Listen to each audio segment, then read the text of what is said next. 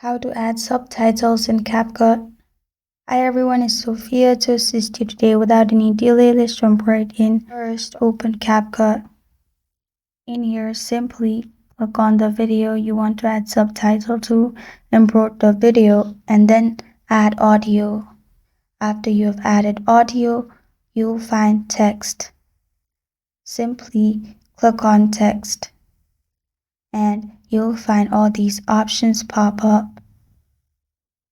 Simply, you can also click on auto caption or simply click on auto lyrics. If you click on auto lyrics, you'll find two options. It will auto lyric from audio or from video. Select the one you want and it will create lyric for you, which is simply subtitle. This is how to add subtitle in CapCut.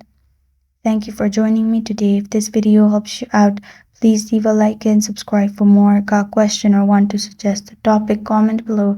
I am Sophia signing off. Until next time.